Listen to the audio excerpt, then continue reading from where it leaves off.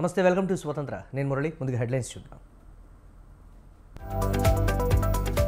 వచ్చేది కూటమి ప్రభుత్వమే, అనుమానమే లేదన్న Chandrababu.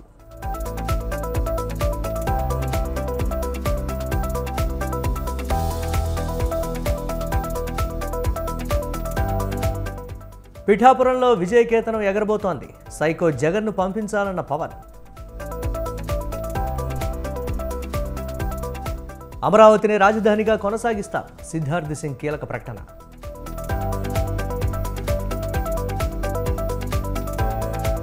CEC Rajiv కుమార్కు Z category భద్రత, పొంచి ఉన్న ముప్పు దృష్ట్యా నిర్ణయం.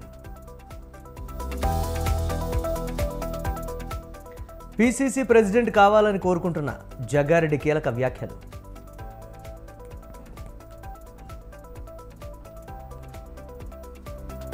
లిక్కర్ కేసులో నాకు ఎలాంటి సంబంధం లేదు, తప్పుడు కేసులు పెట్టారన్న కవిత.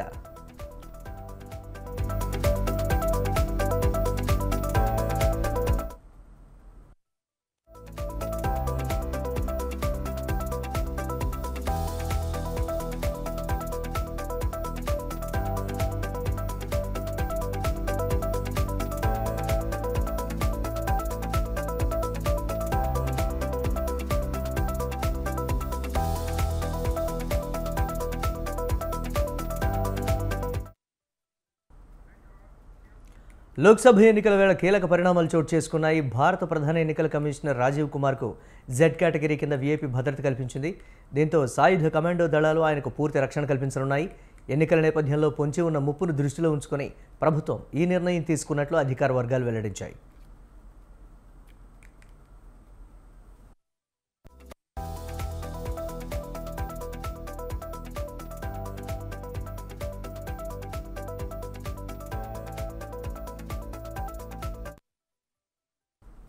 లోక్సభ ఎన్నికల నేపథ్యంలో ప్రధాన ఎన్నికల కమిషనర్కు ముప్పు పొంచి ఉన్న దృష్ట్యా ఆయనకు పూర్తి రక్షణ కల్పించాలని కేంద్ర ప్రభుత్వానికి భద్రతా ఏజెన్సీలు ఇటీవల సిఫార్సు చేశాయి.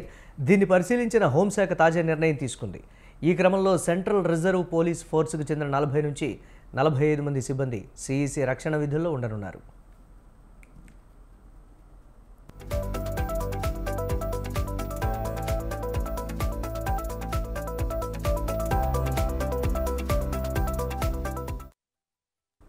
(1984) బ్యాచ్కు చెందిన రిటైర్డ్ ఐఏఎస్ రాజీవ్ కుమార్ 2020లో ఎన్నికల కమిషనర్గా నియమితులయ్యారు. మే 15, 2022న 25వ ప్రధాన ఎన్నికల కమిషనర్గా ఆయన బాధ్యతలు స్వీకరించారు. ప్రస్తుతం 18వ లోక్సభ ఎన్నికల నిర్వహణలో నిమగ్నమయ్యారు.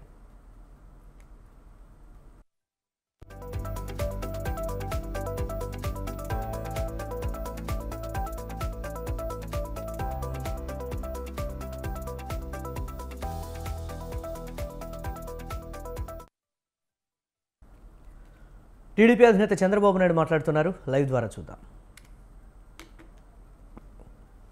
క్యాపిటల్ విలేజెస్లో మీరు చూస్తే ల్యాండ్ లార్డ్ అనేవాడు పెత్తనం ఉంటుంది. ఆయన ల్యాండ్ పైన ఊరంతా ఆధారపడతారు. ఆ ల్యాండ్ లీజుకి ఇవ్వడం, టెనెంట్స్కి ఇవ్వడం, లేకపోతే ఆయనే చేస్తే కూలోని వెళ్ళడం, దిస్ ఆర్ ఆల్ ఇష్యూస్.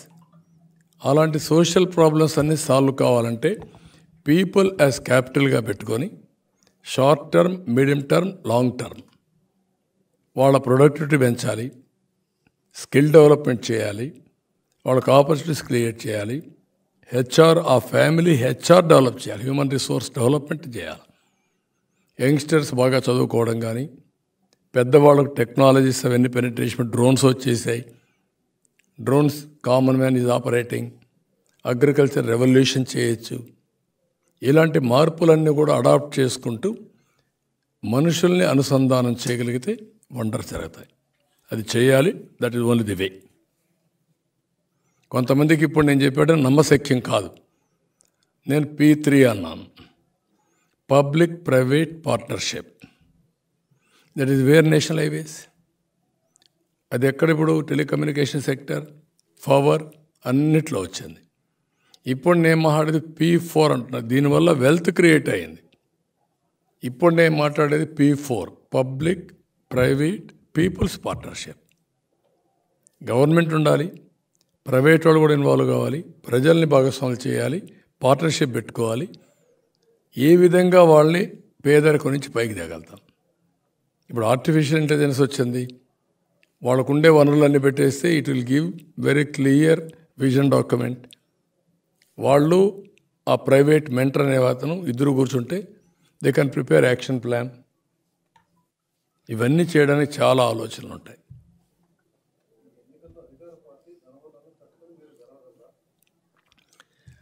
డబ్బులు దౌర్జన్యం ఒక స్థాయి. ప్రజలు ఓటు వేయాలనుకున్న తర్వాత డబ్బుల బంధం నుంచి బయట వస్తారు, వీళ్ళ రౌడీజం నుంచి బయట వస్తారు. ప్రజలు ఒకటి అయిన తర్వాత వీళ్ళు పారిపోతారు. గుర్తుపెట్టుకోండి, వీళ్ళ బుకాయింపులు, వీళ్ళ బెదిరింపులు, భయభ్రాంతులు చేయడం ఒక స్టేజ్ వరకే. ఒక స్టేజ్ దాటిన తర్వాత ఈరోజు మీరు ఎన్నికలు వచ్చిన తర్వాత మీరు చూస్తున్నారు, సెక్షన్ బై సెక్షన్ ముందుకు వస్తున్నారు.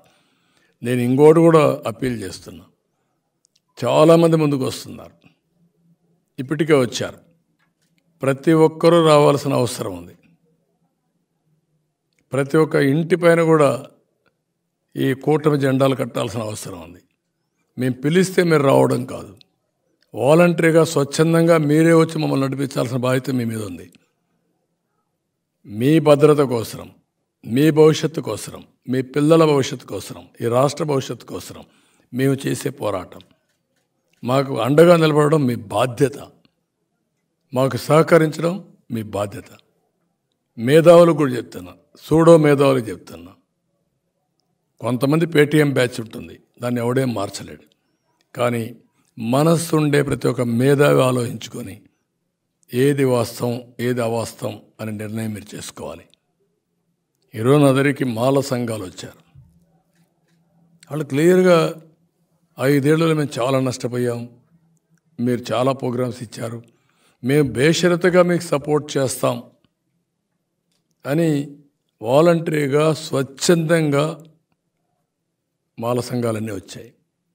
అదే మరి మైనారిటీస్ వచ్చారు. నేను ఒకటే చెప్పాను అందరికీ, అభ్యుదయ భావాలు మీకున్నాయి, మీరు ఆలోచిస్తున్నారు, అయితే కింద నుండే వాళ్ళని మోసం చేస్తున్నారు. అందుకే ఈరోజు వాలంటీర్కి కూడా ఒక పిలిపించాను. మీరిచ్చే వాళ్ళు ఇచ్చే 5,000కు ఇది అయ్యి నేరాలు ఘోరాలు చేసి మీ భవిష్యత్తు నాశనం చేసుకోవద్దండి. ఎంట్రీ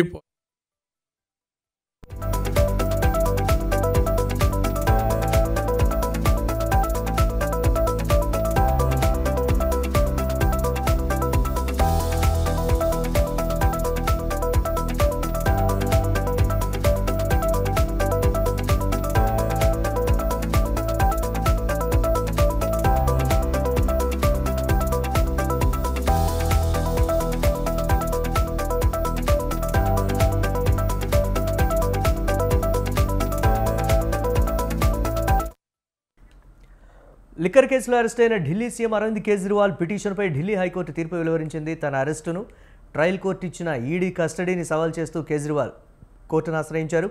కేసు విచారణ చేపట్టి ఢిల్లీ హైకోర్టు కేజ్రీవాల్ అరెస్టును సమర్థించింది. చట్టం ముందు అందరూ సమానమే అని హైకోర్టు పేర్కొంది.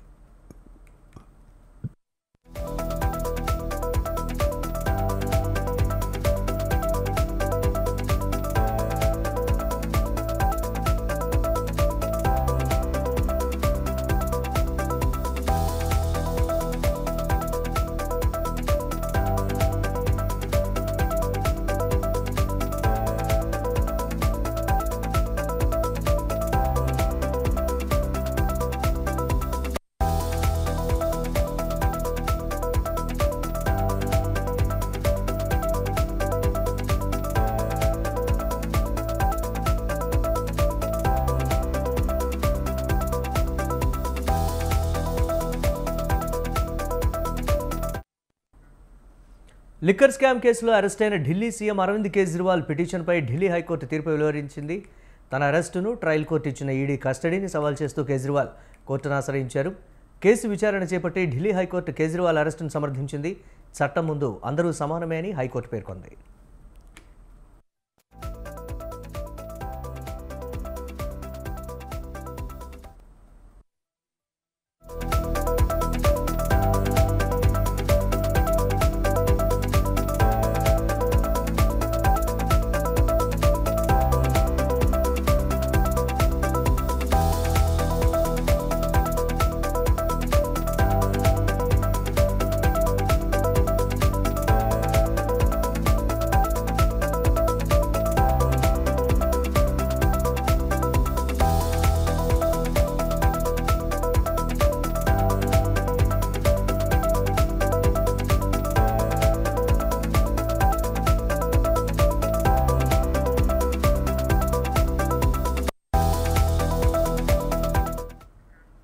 బ్రేకింగ్ న్యూస్ చూస్తున్నాం. ఎన్నికల కోడ్ను ఉల్లంఘిస్తూ బీఆర్ఎస్ సమావేశంలో పాల్గొన్న ప్రభుత్వ ఉద్యోగులపై వేటు పడింది.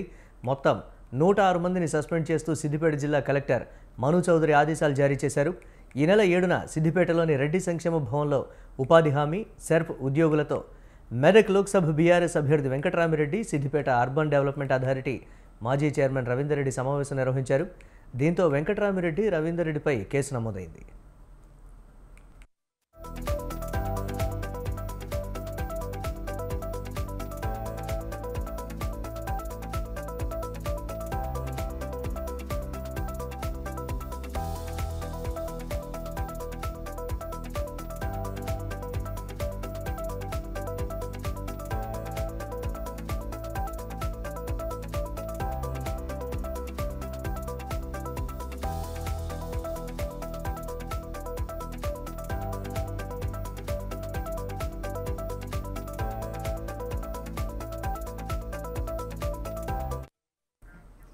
ఈ క్రమంలోనే ఉద్యోగులపై శాఖాపరమైన చర్యలు తీసుకున్నారు. సమావేశంలో పాల్గొన్న ఉద్యోగులను సీసీటీవీ ఆధారంగా గుర్తించారు.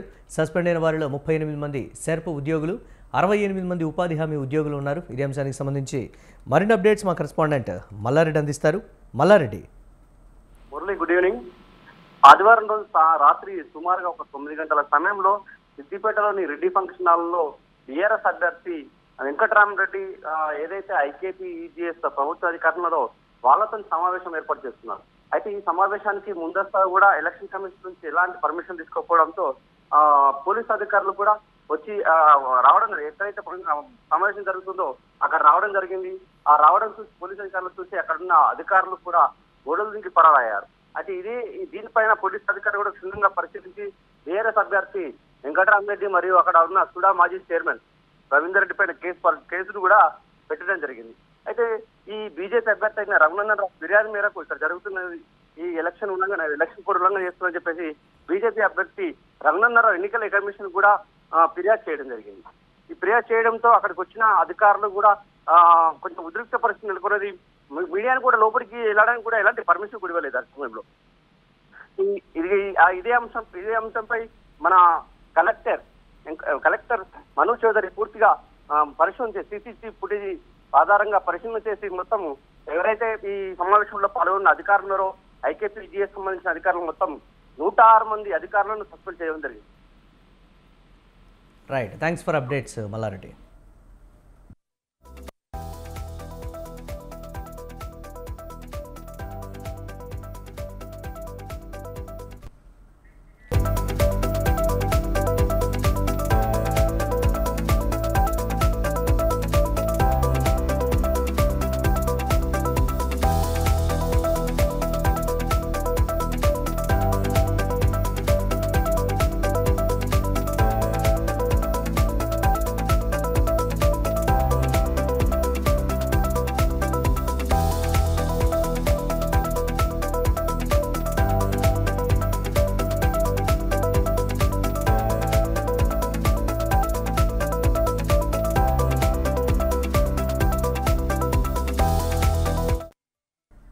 టీపీసీసీ వర్కింగ్ ప్రెసిడెంట్ జగ్గారెడ్డి ఆసక్తికర వ్యాఖ్యలు చేశారు.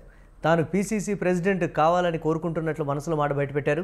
అలాంటి అవకాశం కోసం ఎదురు చూస్తున్నానని అన్నారు. పీసీసీ ప్రెసిడెంట్ పదవిని చాలామంది కోరుకుంటారని అన్నారు. ఏ వర్గానికి బాధ్యతలు ఇవ్వాలనేది పార్టీ నిర్ణయం అన్నారు. లేదు అనేది అధిష్టానం తెలుసు. పీసీసీ ప్రెసిడెంట్గా నేను కోరుకోవడం కొత్త కాదు, నేను అడగడం కొత్త కాదు. నేను ప్రతి సెకండ్ కూడా ఎప్పుడు అవకాశం దొరికినా, అంటే మా కాంగ్రెస్ పార్టీలో బీసీలు ఎస్టీలు ఈక్వేషన్ కూడా ఉంది.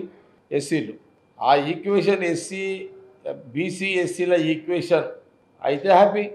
ఆ పరిధి దాటి ఇంకెవరికన్నా అదర్ క్యాస్ట్ చేయాలనే ఆలోచన వచ్చినప్పుడు రెడ్డి సామాజిక వర్గం చాలామంది సీనియర్ నాయకులు కూడా అడుగుతారు, కోరుకుంటారు. అందులో నేను ఒకరిని కోరుకునే దాంట్లో పీసీసీ ప్రెసిడెంట్గా సమయం ఉంది. ఇప్పుడు తొందరలు ఏం లేదు. ఎందుకంటే ఆల్రెడీ ముఖ్యమంత్రి గారు పీసీసీ గారు రేవంత్ రెడ్డి గారు ఉన్నారు కాబట్టి ఇప్పుడేం తొందర. బీజేపీపై జగ్గారెడ్డి తీవ్ర విమర్శలు చేశారు. స్వతంత్రోద్యమంలో బీజేపీ పాత్ర లేదన్నారు. కాంగ్రెస్ది త్యాగాల కుటుంబం అయితే బీజేపీది పదవుల కుటుంబం అన్నారు. అధికారం కోసం జిమ్మిక్కులు చేయాల్సిన అవసరం కాంగ్రెస్కు, రాహుల్ గాంధీకి లేదన్నారు. జిమ్మిక్కులను నమ్ముకున్నది ఆర్ఎస్ఎస్ బీజేపీలదే అని అన్నారు జగ్గారెడ్డి. దానికి స్వాతంత్ర ఉద్యమం నుంచి మొదలుకుంటే ఎక్కడ కూడా ఇప్పుడు మాట్లాడుతున్న ఏతులు నరుకుతున్న బీజేపీ నాయకులు ఆ రోజు ఎవరు కూడా లేరు, పుట్టలే ఎవరు కూడా. దేశ ప్రజలకు అందరూ కూడా తెలుసు ఇది వాళ్ళ త్యాగాల కుటుంబం అని. రాహుల్ గాంధీ గారి కుటుంబము త్యాగాల కుటుంబం, బీజేపీ పదవీ కుటుంబం. ఎక్కడైనా ఆస్తులు దారాదత్తం చేసిర్రు, ఉన్న ఆస్తులన్నీ కూడా దేశ ప్రజల అంకితం చేసిర్రు అని ఆనాటి మహాత్మా గాంధీ, ఆనాటి నెహ్రూ, మహాత్మా గాంధీ గారి నాయకత్వంలో ఆ రోజు నెహ్రూ గారు, వాళ్ళ తండ్రి మోతీలాల్ నెహ్రూ గారు, ఇది ఒక చరిత్ర ఇదంతా కూడా. కాబట్టి ఇదందరం కూడా ప్రజలందరూ కూడా గమనించాలి. ఇదంతా కూడా అధికారం కావాలనుకుంటే ఎన్నో జిమ్మికులు చేయొచ్చు, కానీ జిమ్మికులతో రాజ్యాధికారం చేయాలనే తపన, ఆలోచన రాహుల్ గాంధీ గారికి ఉండదు. అలాంటి పుట్టుక రాహుల్ గాంధీ గారిది కాదు. జిమ్మికులతో అధికారం ఎక్కాలి, ఏదో రకంగా పీట మీద కూర్చోవాలనే యొక్క తత్వము ఆర్ఎస్ఎస్ డైరెక్షన్లో బీజేపీ ప్రధానమంత్రి మోడీ, అమిత్ షాది. ఈ దేశానికి స్వాతంత్ర ఉద్యమం నుంచి మొదలుకుంటే ఎక్కడ కూడా ఇప్పుడు మాట్లాడుతున్న ఏతులు నరుకుతున్న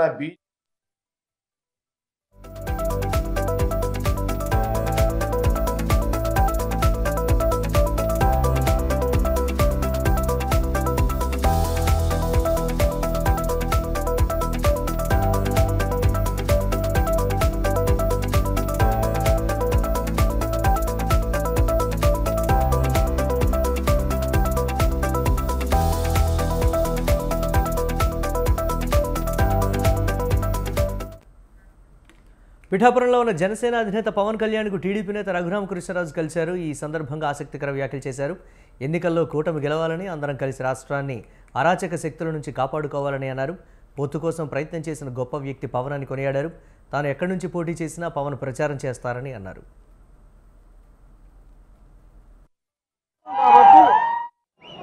నేను ఎక్కడ పోటీ ఈ కూటమి ముగ్గురు కలవాలి, కలిసి రాష్ట్రాన్ని అప్పులు పాలు చేసి అరాచకం చేస్తున్న వ్యక్తిని బయటికి పంపాలి అంటే ముగ్గురు కలవాలి అని చాలా పట్టుదల పట్టి ముగ్గురిని ఒకటి చేసిన ఒక గొప్ప వ్యక్తి పవన్ కళ్యాణ్ గారు. రాబోయే రోజుల్లో మనకున్న ఈ రాష్ట్రానికి పట్టిన దరిద్రాన్ని అని అనొచ్చేమో అనేద్దాం, ఈ డ్రగ్ ఆంధ్రప్రదేశ్ని, ఈ బ్యాడ్ ఇమేజ్ని, రుణాంధ్రప్రదేశ్ అనే బ్యాడ్ ఇమేజ్ నుంచి బయటపడేయాలి అంటే చంద్రబాబు నాయుడు గారు, పవన్ కళ్యాణ్ గారి సారథ్యం చాలా అవసరం. కాబట్టి ప్రజాప్రభుత్వంలో రైతులకు ఇబ్బందులు రానివ్వబోమని అన్నారు మంత్రి కోమటిరెడ్డి వెంకటరెడ్డి. ఆర్ఆర్ఆర్ నిర్మాణంలో రైతులకు ఇబ్బందులు కలగకుండా అన్ని చర్యలు చేపట్టామని తెలిపారు. అలాగే ఆర్ఆర్లో భూములు కోల్పోతున్న గజ్వేల్ నియోజకవర్గంలోని వివిధ గ్రామాలకు చెందిన దాదాపు 500 మంది రైతులు మంత్రి కోమటిరెడ్డి వెంకటరెడ్డిని కలిశారు. గత ప్రభుత్వం అనాలోచితంగా నిర్మించిన ప్రాజెక్టు వల్ల ప్రజాధనం వృధా కావడమే కాకుండా రైతులు బాధితులుగా మారారని ఆయన ఆవేదన వ్యక్తం చేశారు. గత ప్రభుత్వంలో ఒంటెద్దు పోగడలకు పోకుండా ప్రజాస్వామ్యయుతంగా రైతు సమస్యలను తీరుస్తూనే రాష్ట్ర అభివృద్ధికి పాటుపడతామని చెప్పారు. తేడా లేకుండా అప్పుడు ఏంటంటే ముఖ్యమంత్రి ఒకడే, మంత్రులు ఓడు కలిసేది లేదు. కలిస్తే ఆయన కొడుకు అల్లుడే, ఆ అల్లుని కూడా మధ్యలో కొన్ని రోజులు కట్ చేసి మళ్ళీ పరిస్థితి బాగాలేదు మళ్ళీ దగ్గర తీసిన హరీష్ రావు అంటానికి. ఆయన ఇవాళ మాట్లాడుతున్న ఎన్ని రోజులు ఉంటుంది తెలియదు ప్రభుత్వం అని. నీ ప్రభుత్వం కాదురా నాయన, నీ పార్టీ సగం జైల్లోకి పోయింది, ఇక సగం మిగిలింది. ఇక మిగిలిన ఎంక్వైరీలు అయితే అసలు మీ కుటుంబమే ఉండదు. ఈ కాంగ్రెస్ పార్టీ 140 ఏళ్ళకి వెళ్ళి 10 ఏళ్ళ అధికారం ఉంటుంది, పోయినా మళ్ళీ అధికారంలోకి వస్తుంది తప్ప ఈ పార్టీ మనం పోవాల్సిందే. నువ్వు నేను కేసీఆర్ అందరం పోవాల్సింది తప్ప కాంగ్రెస్ పార్టీ ఎక్కడ పోదు.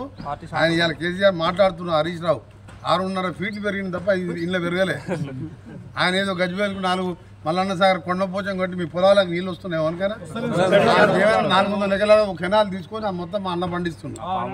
అన్న సన్నోట్లు లేదా మన ఇప్పుడు చెప్పింది కదా, ఆయన మాత్రం ఒరేసి మంచి రేటుకి అమ్ముకున్నాడు. అవన్నీ మా దగ్గర లెక్కలు ఉన్నాయి, ప్రజలకు తెలుసు.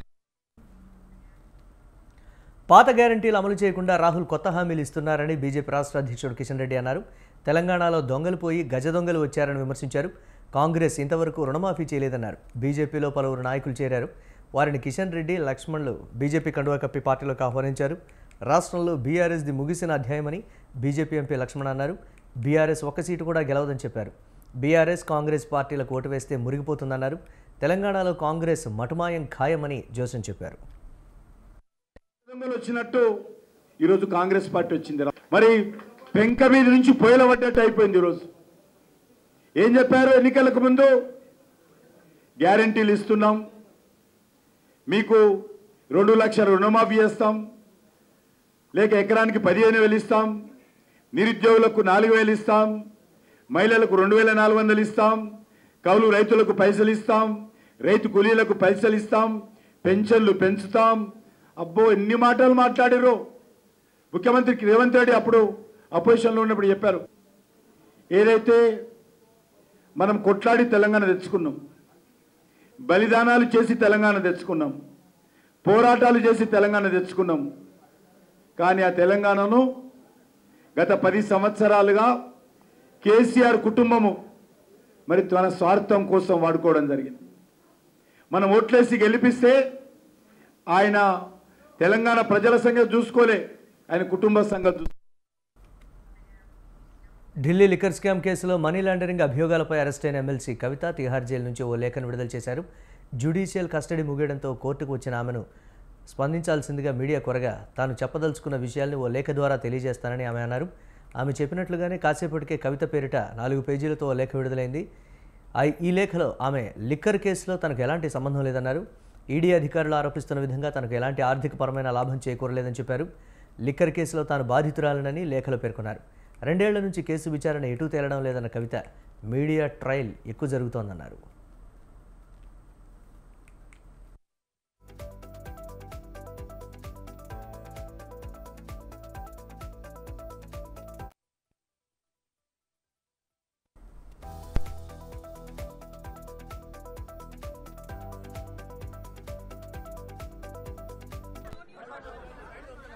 సిబిఐ, ఈడీ ఇన్వెస్టిగేషన్ కన్నా మీడియా విచారణ ఎక్కువగా జరుగుతోందని చెప్పారు. తన రాజకీయ పరపతిని దెబ్బతీసే విధంగా వ్యవహరిస్తున్నారని ఆరోపించారు. ఆమె తన మొబైల్ నెంబర్ను అన్ని ఛానల్స్లో వేసి ప్రైవసీకి భంగం కలిగించారని చెప్పారు. 4 సార్లు ఈడీ విచారణకు హాజరయ్యానని, విచారణకు అన్ని విధాలా సహకరించానని స్పష్టం చేశారు. బ్యాంక్, బిజినెస్ వివరాలను అందించానన్నారు. దర్యాప్తు సంస్థకు అన్ని మొబైల్స్ అందజేశానని తెలిపారు. కానీ వాటిని ధ్వంసం చేశారని, తనపై తప్పుడు ఆరోపణలు చేస్తున్నారని అన్నారు. గత 2.5 ఏళ్లుగా సోదాలు చేశారని, మానసికంగా ఇబ్బందులకు గురి చేశారని ఆమె ఆరోపించారు.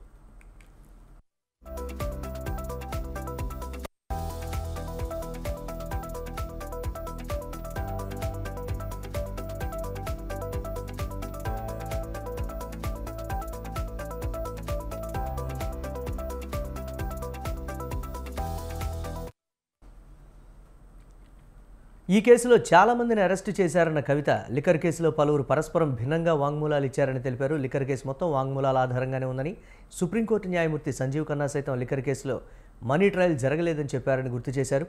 సాక్షులను బెదిరిస్తున్నట్లు ఈడీ తనపై దుష్ప్రచారం చేస్తోందని ఆవేదన వ్యక్తం చేశారామె. తాము అధికారంలో ఉన్నప్పుడు తనను ఎందుకు అరెస్టు చేయలేదని లేఖలో ప్రశ్నించారు. తనపై చర్యలు తీసుకోమని ఈడీ సుప్రీంకోర్టులో అండర్టేకింగ్ ఇచ్చిందన్నారు. 95% ప్రతిపక్ష పార్టీ నేతలపై కేసులు పెట్టారని, వారు బీజేపీలో చేరగానే వారిపై కేసుల విచారణ ఆగిపోయిందని కవిత లేఖలో పేర్కొన్నారు.